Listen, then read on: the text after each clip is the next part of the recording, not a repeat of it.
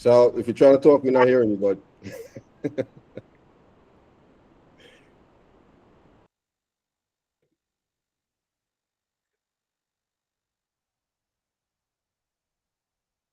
All right, I'll run with it then. All right, good afternoon, everybody.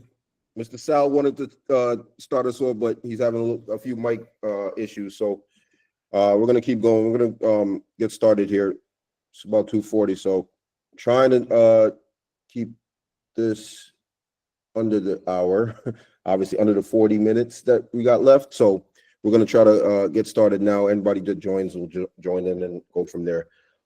So good afternoon. I'm Mr. Hoppy. I'm one of the counselors. I'm at 180, and the other counselors will be on as well as we go through this PD. So today's PD is kind of like a mesh of two things, but it's focused a lot on behavior management, but it's also focused on crisis management, right? And getting a full understanding of how they work individually and how they work together.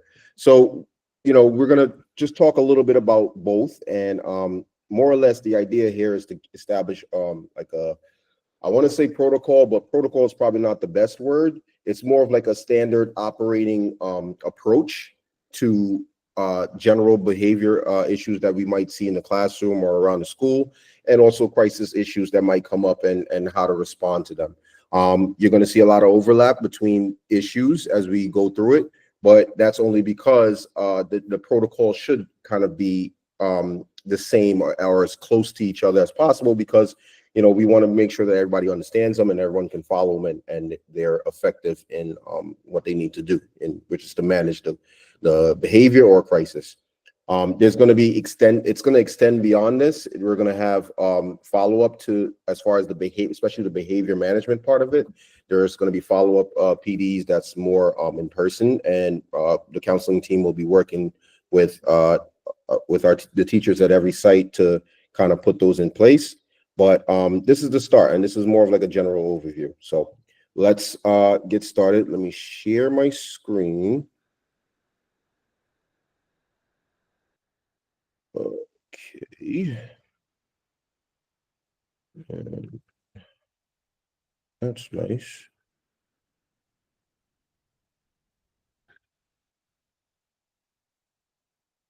All right, everybody seeing this? Give me a thumbs up. Thanks, Mr. Flynn. All right.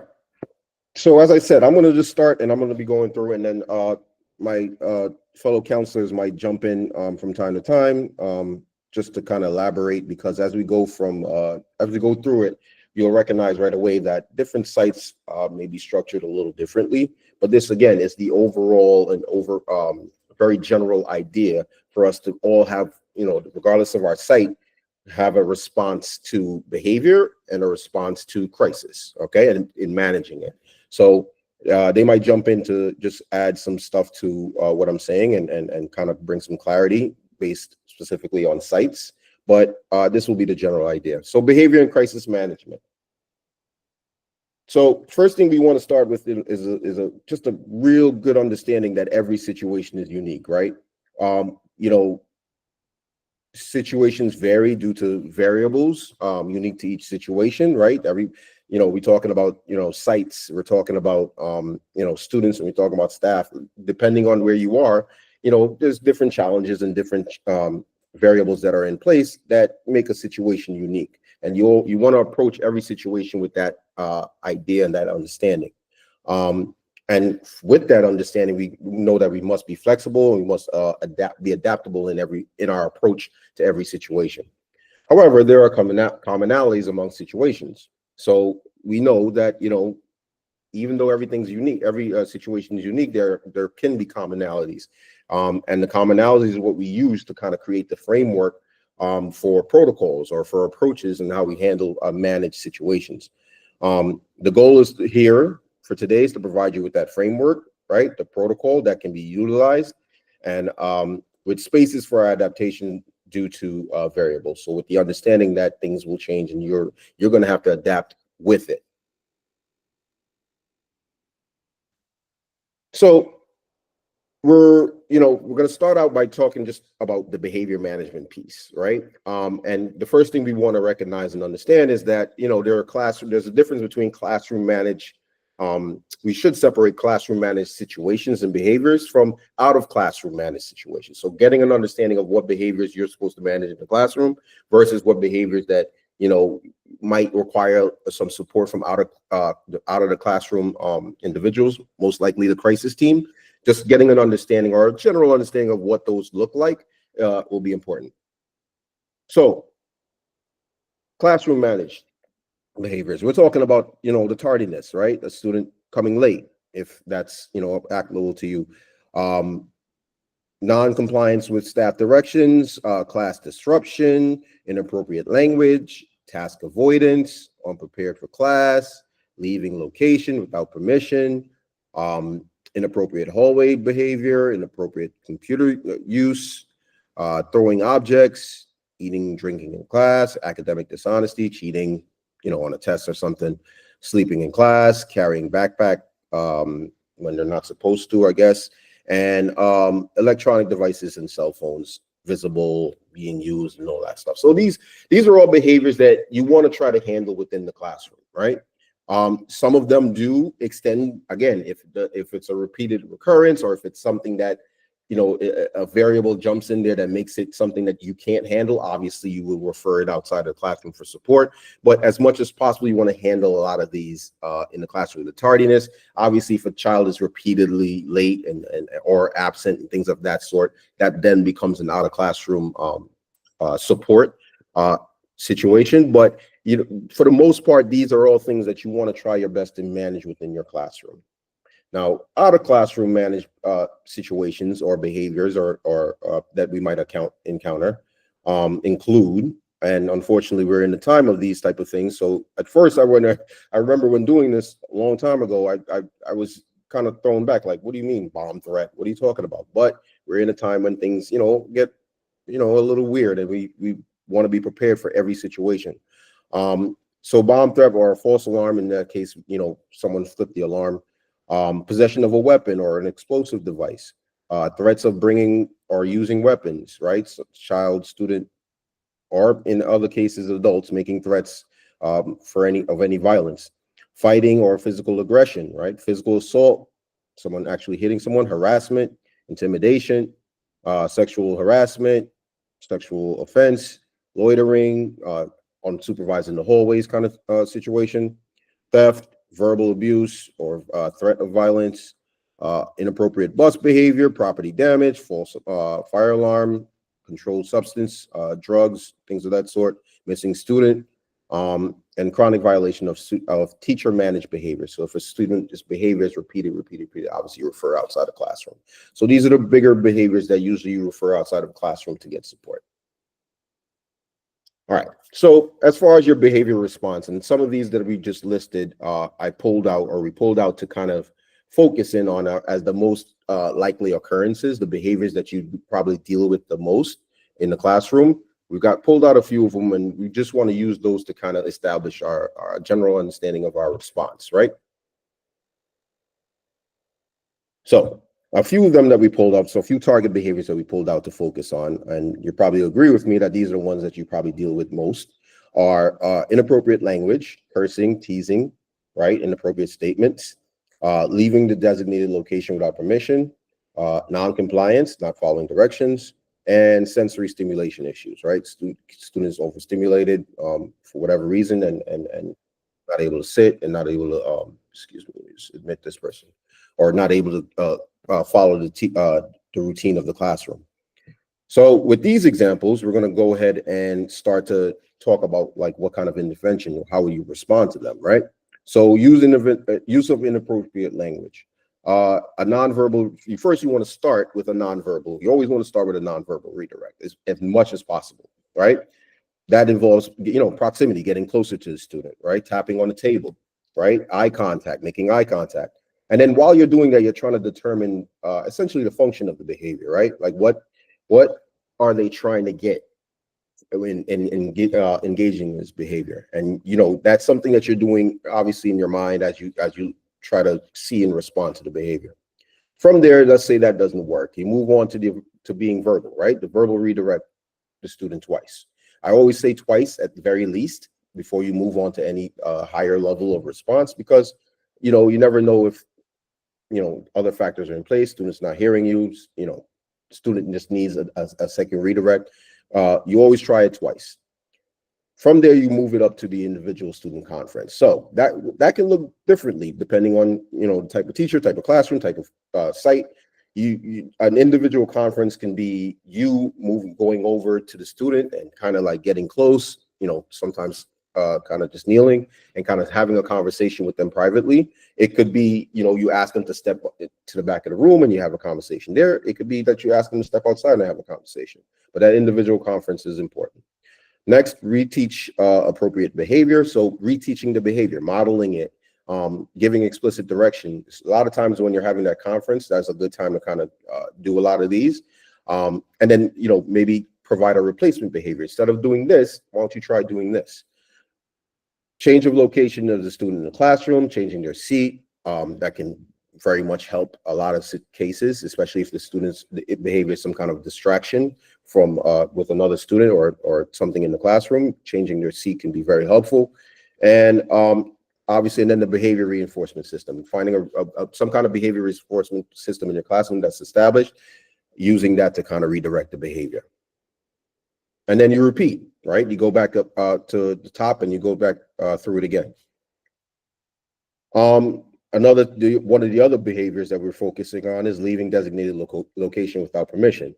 A nonverbal redirect, same as before, right? You start with the nonverbal redirect, proximity, eye contact, determine if the behavior is attention seeking, verbally redirect student twice, increase proximity to the student. So this one is particular. This one's got its own bullet, because especially when it comes to location and students leaving their location, and you don't want that to escalate to them leaving supervision, which is leaving your classroom, leaving an area that you're expecting them to, that you can see them. Proximity becomes even more important, right? Getting closer. If a student is having trouble staying in their location, you want to get a little closer. If you want to bring them closer to you, you can, but getting closer to them kind of signals that you're more on top of them, you're monitoring them closer, and it usually will help as far as the movement and them leaving their location.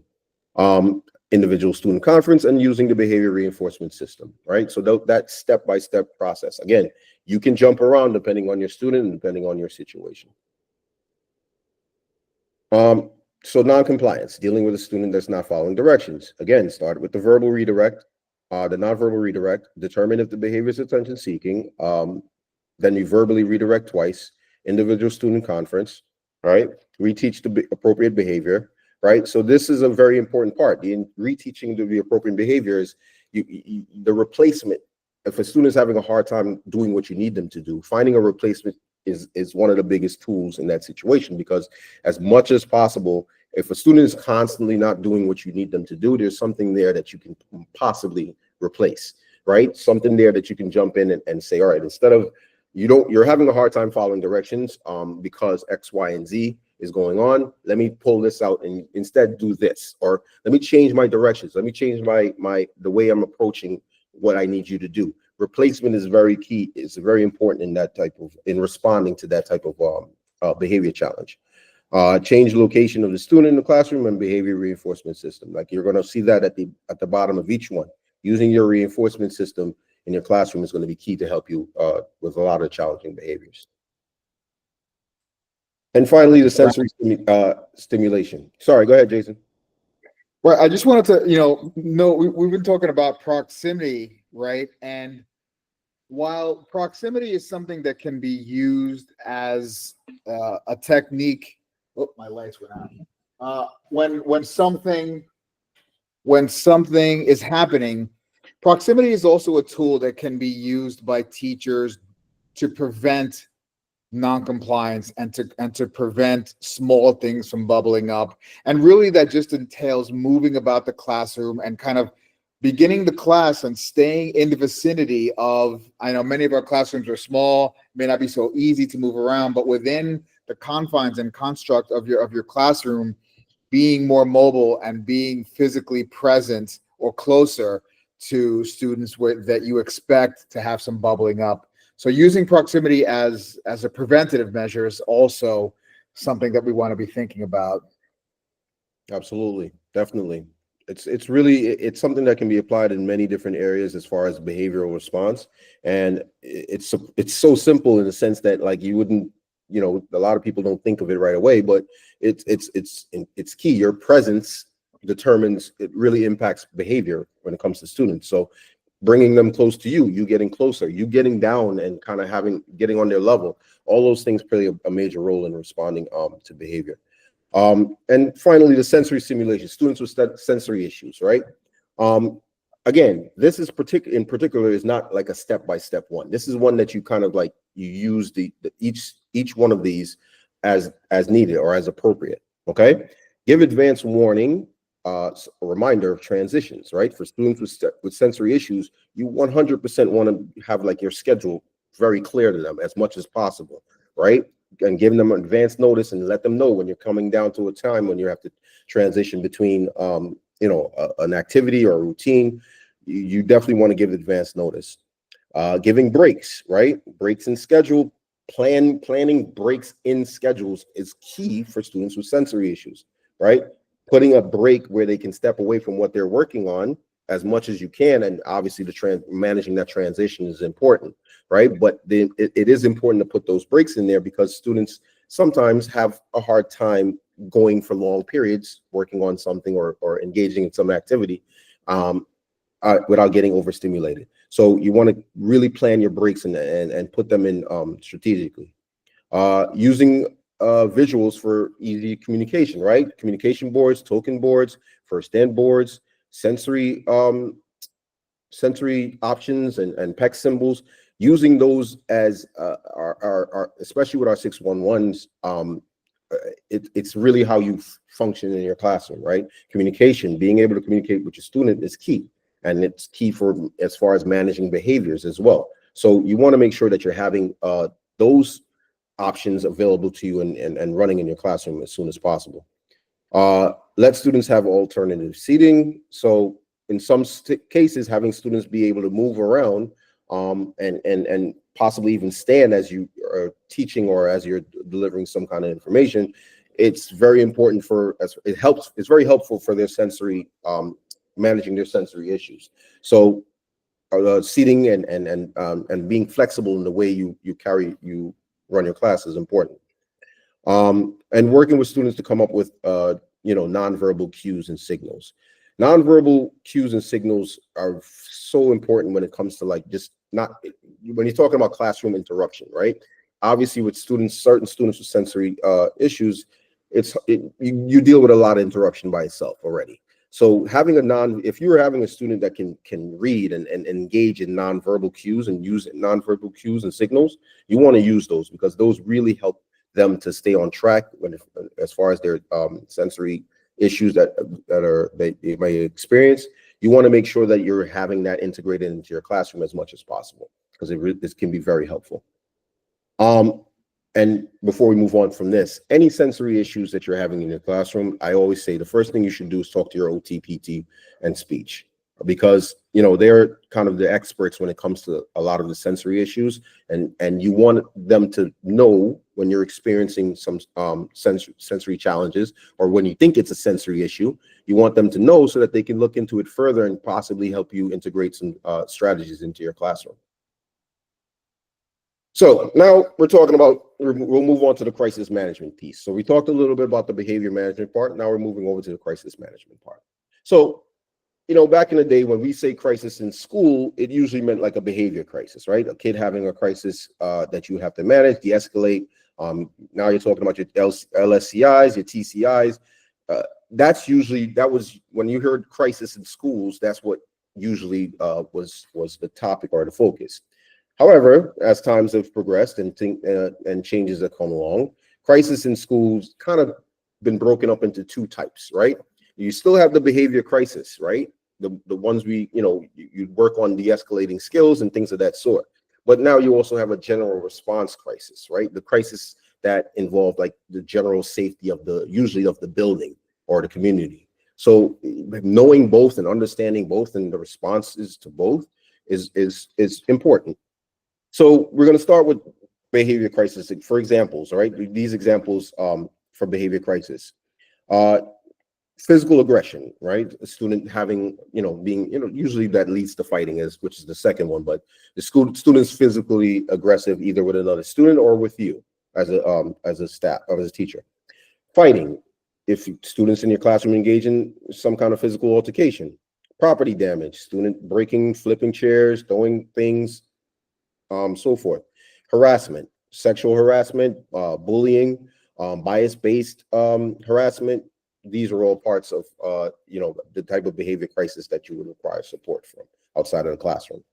And on the flip side, the general response crisis examples include missing student, right? A student going missing, weapons, active shooter. I know this is not something, again, we have been basically put in a situation or changed as a society where this is actually something that we must be aware of and plan for. It's unfortunate, but it's something that we should be prepared for. Bomb threats, drugs, paraphernalia, and the death of a student or staff. So we're going to go through each one of these pretty quickly, just so we have a very general understanding of our response and how we handle or manage them. So physical aggression, right? The behavior crisis part of things. Physical aggression, fighting, property damage.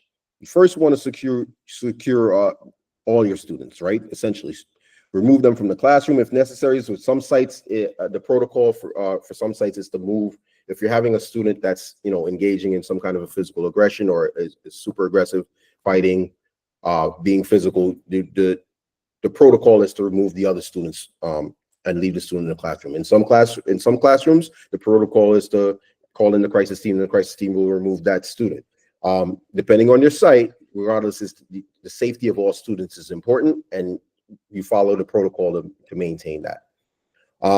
You contact your crisis team, right? You make sure that they are activated and they are coming in to support you, because these are, again, all these behaviors after this point are going to be crisis team supported behaviors. So you make sure you contact your crisis team.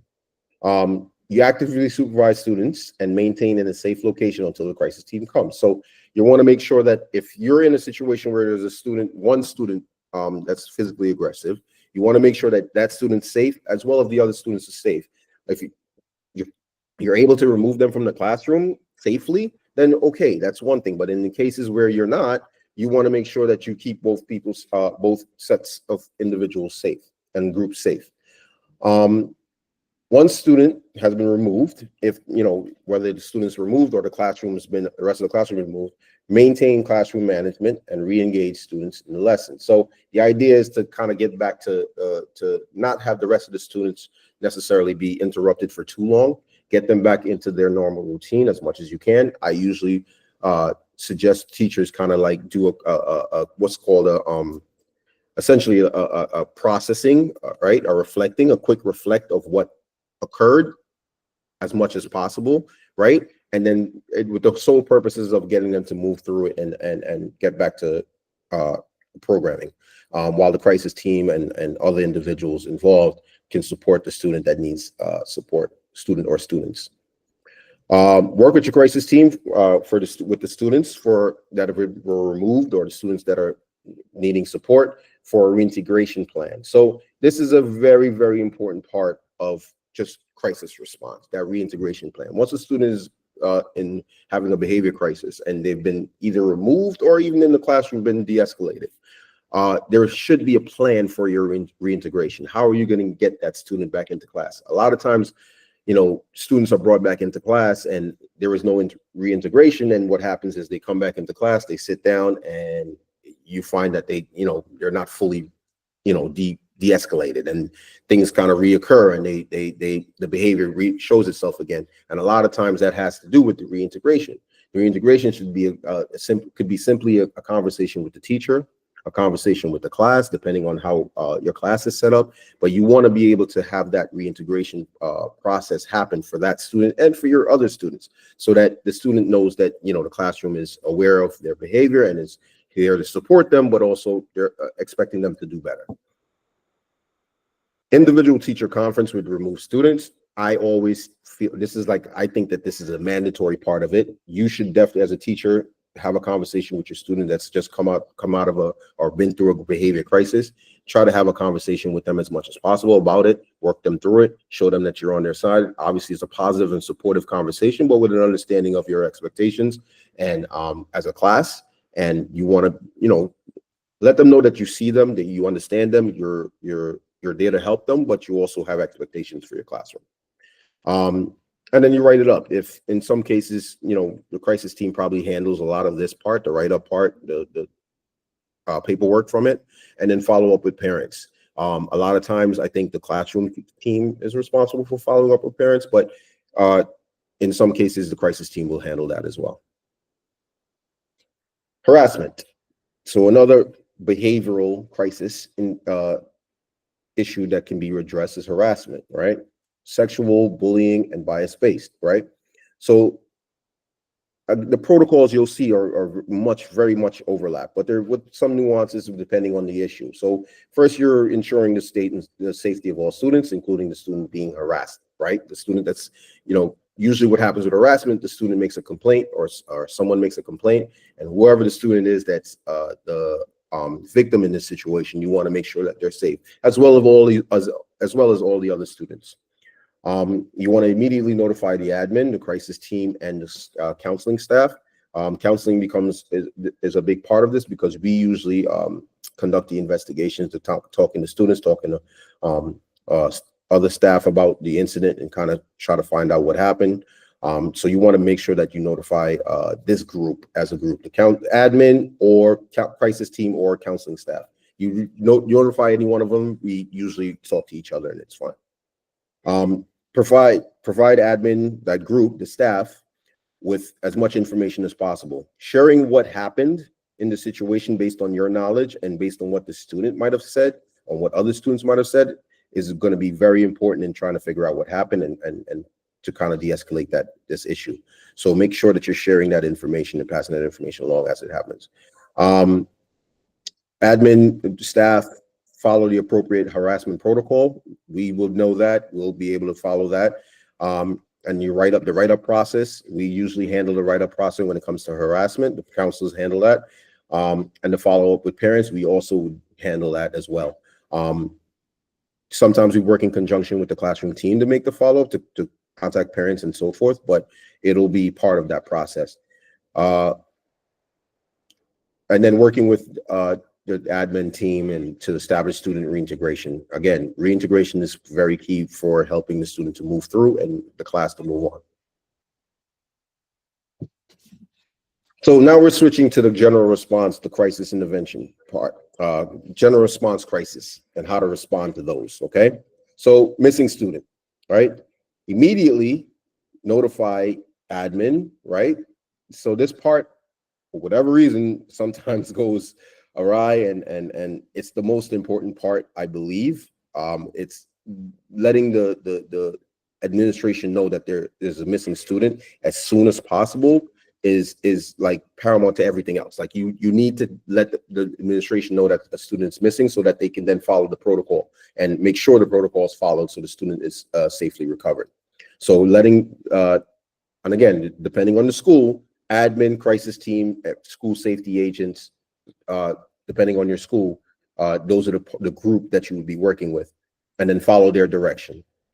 If a student is missing, completely missing, you don't know where they are, admin team will follow they will direct the search and the response.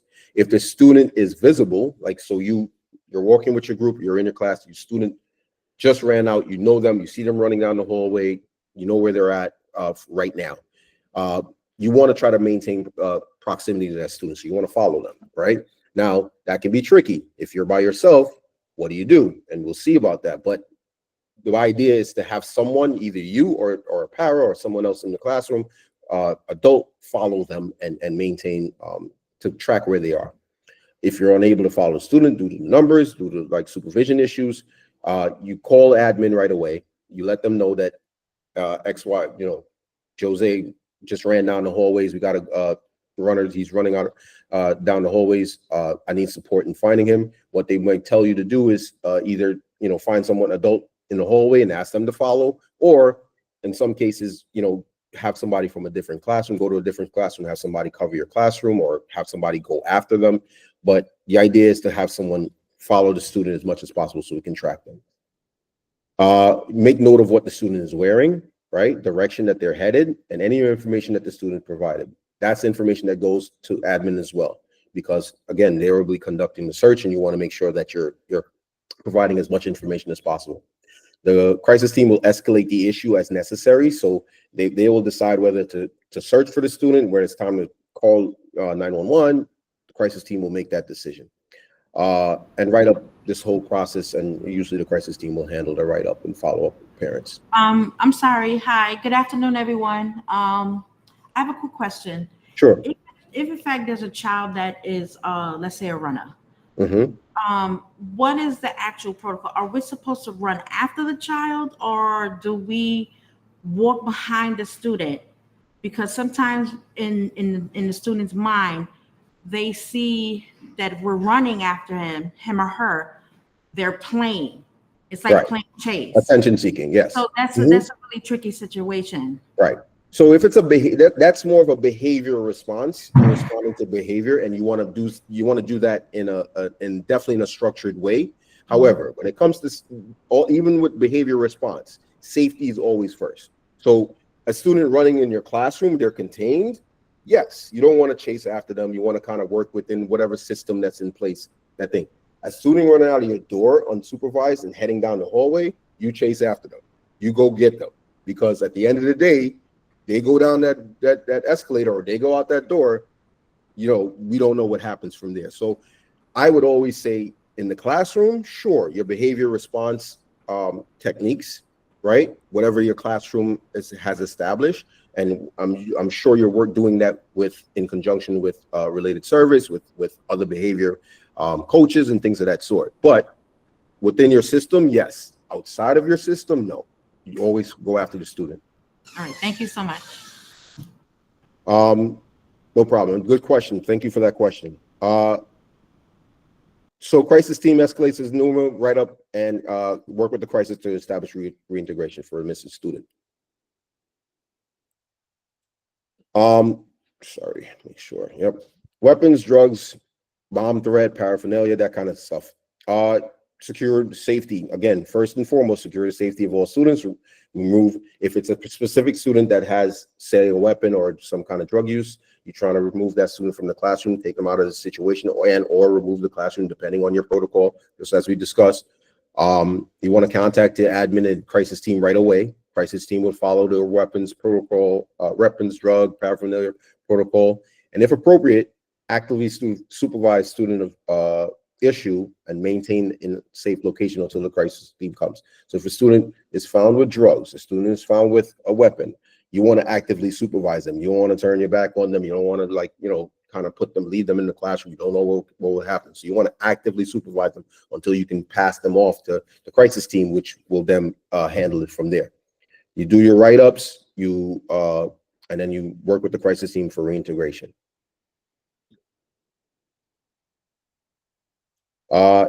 Death of a student, death of staff. So we've had the unfortunate experience of dealing with, I think this, at least since I've been with 231 once, but I know there's been more beyond that. So, it's good to just understand what happens in that situation in the protocol. It's really not a long protocol, but it's something that you should just be aware of. And the most important part is this part. Discreetly inform admin, crisis team, and counseling staff. We don't want to go, you find out a parent calls and says, a tragedy occurred, right? Whether it be the child or, somebody that is very close to the child. You don't want to go saying that everywhere right away. You bring that to the crisis team, the counseling staff, the admin, and then what we do is we work together to figure out how to let everyone know this information. It's very, very key, just out of respect for this family, that we follow this protocol and we keep it discreet, and we kind of let everyone know based on the wishes of the family, if they want everyone to know, or let everybody know in a therapeutic way, right? So that this is dealing with grief and dealing with losses is a difficult process by itself.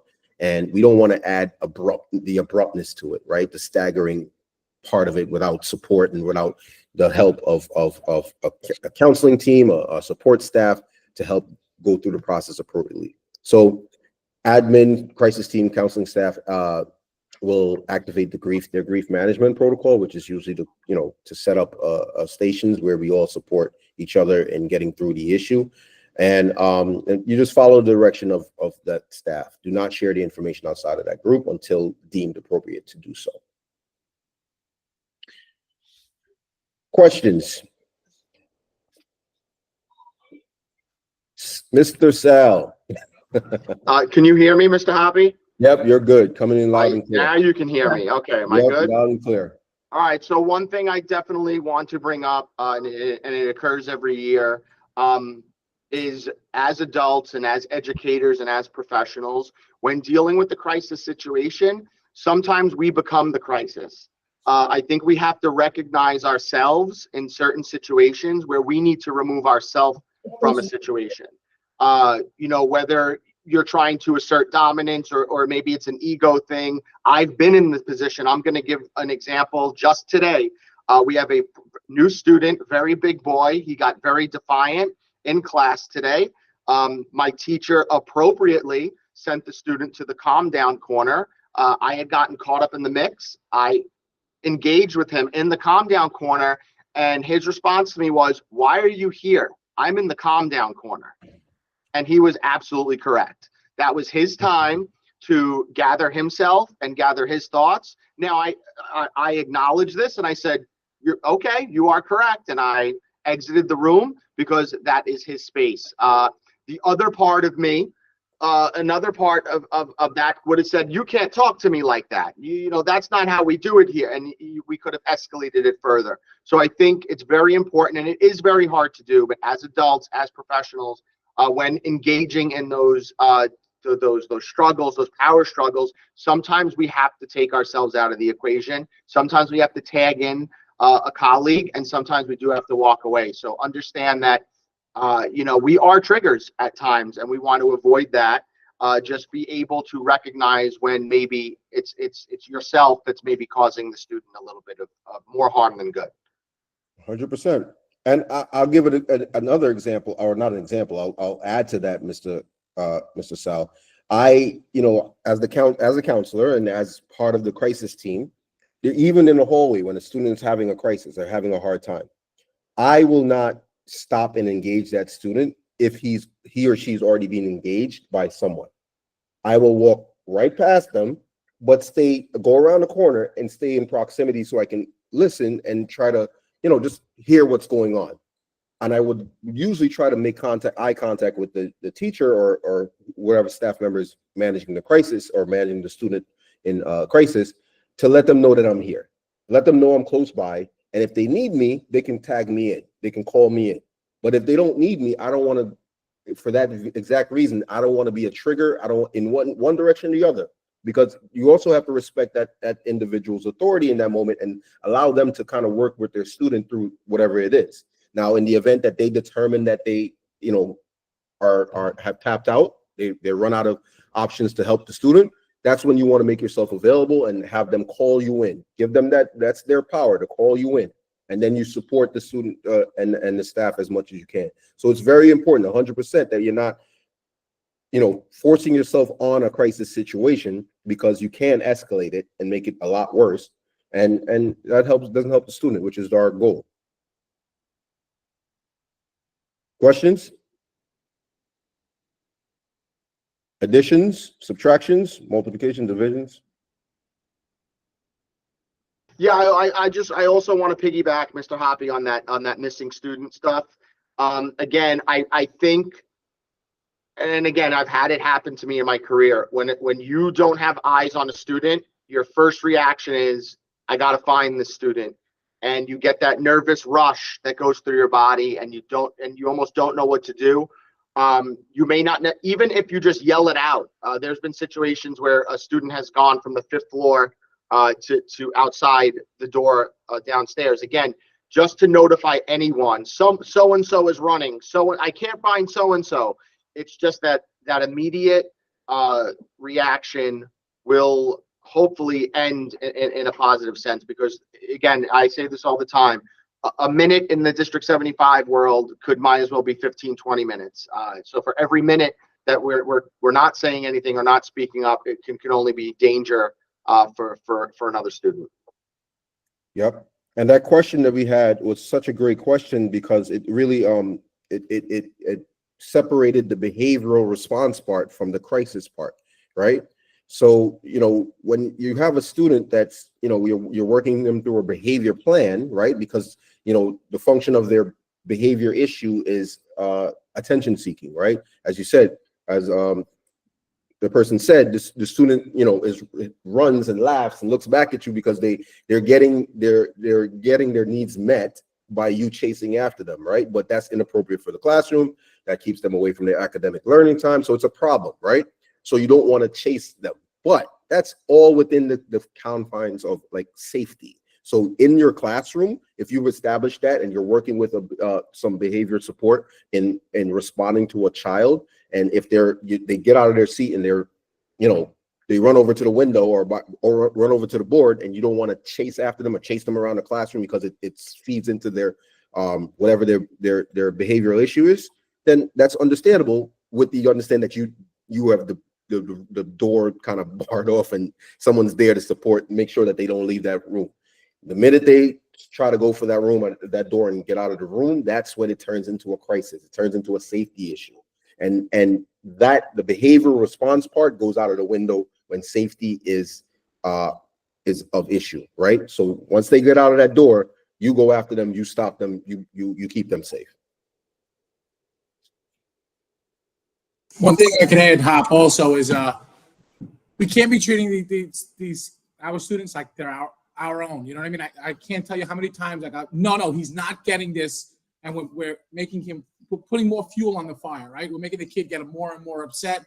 He wants to go with me, but Mr. Flynn doesn't want to let him go, but that's going to calm him down at the moment. In the moment, do what works to calm him down. Especially, I'm going to tell you right now, especially if we're on a trip, sometimes you just got to give in. I've done it in the past just to get that behavior calm. I know it might not seem, we're giving him what he wants. We're out of our, you know what I mean? We're out of our normal Elements. So, on a trip, sometimes we're going to have to give in a trip to make sure that child is safe and our class is safe. Yeah, and on top of that, Mr. Alex, not so much a trip, and we see this all the time too, specific times of the day. Having a situation at 2:15 where you maybe take away a student's teddy bear that they need on that school bus ride home, and then they go into a crisis. That's also not the proper time that we should be. Again, listen, we have another day to handle certain behaviors. We have another day to address the students. But again, you just got to pick your battles. You got to pick your times and make sure that it's going to be appropriate, because the last thing we want is to leave a kid in crisis on the school bus to then have to act out on the school bus, get a bus write-up, get a bus report, possibly a 911 call. It's all a domino effect. So, that the little give that you get that Mr. Alex is talking about, that little maybe, okay, here's a piece of a Skittle, or no, you can hold on to that teddy bear for now, but we'll talk in the morning. Again, it keeps those dominoes from falling. Jason? Yeah, I don't really want to, I feel like I'm beating a dead horse with the whole, speaking in the vein of prevention. But as we are still in the month of September, this is still also the time that staff should be focusing on building relationships with our kids from 12s all the way down to 6s. And I know some of our kids have difficulty bonding and making connections. That's part of their disability. But to the best of your ability, our ability, we should be bonding and forming relationships, because all of that goodwill that we're putting into the bank now, when crisis does occur, whether it's in the classroom or out, it's our personal relationships and our personal influence that we have with our students that sometimes gives us the ability to seemingly wave that magic wand that you walk by someone who's struggling with a kid, and as soon as you show up, boom, they're settling down just because they see you.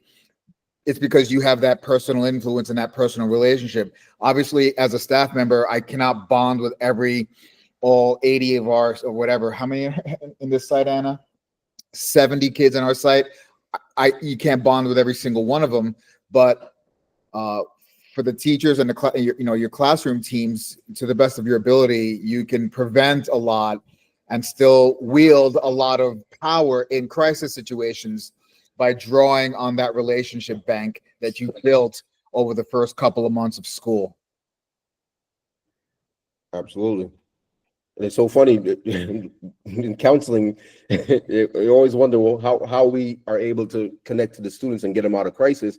A lot of times it's we just have that, like you said, Jason, that relationship, that bank, right? We've made a lot of deposits. We sat there, those game playings you guys see us doing, the you know what I mean, the general conversation, it really does help in building trust. And you know, when a student is having a very difficult time, trust is the thing that they hang to. If you find somebody that, you know, when you're having a hard time, somebody that you trust, you'll listen to them, you'll talk to them, and you'll allow them to get you out of your funk because of that trust. So, and I think a misunderstanding with a lot of people when it comes to counseling is that they think that, like, you know, in order to build trust, you have to be able to talk about the deep stuff, right? All the stuff that the complicated things, right, that are happening at home, or the complicated, you got to understand their anxiety. You have to understand their, like, no, you just have to care and you just have to connect. And once you connect with them, you know, that builds the trust. That right there, spending time, especially as Jason said in the beginning of the year, spending time doing like activities in your classroom that helps you to establish a connection with your students, and everyone in your class establish a connection. It's invaluable when it comes to later on when things get tough, when the kids have tired of hearing you talk about, you know, whatever programming you're running through. That's when you can bank on that, and keeping that going is important as well. It's not only verbal too. I know this may sound easy for the 8s and the 12s, but for you 6 classroom teams of the 6 to 1-to-1s, certainly bonding and relationship building and showing that you care, showing that you professionally care for students is something that can also be done without verbal language, for your actions and your motions and activities that you do in the classrooms. You can still create that and draw on that later. All right, 327, Miss Ruda. What do you got? All right. Thank you all for listening and paying attention, and thank you for the crisis and intervention and behavior management from all our counselors and Mr. Salm, Mr. Alex, and all of you. So just consider that and make sure that, you know, every time you approach our kids, you have those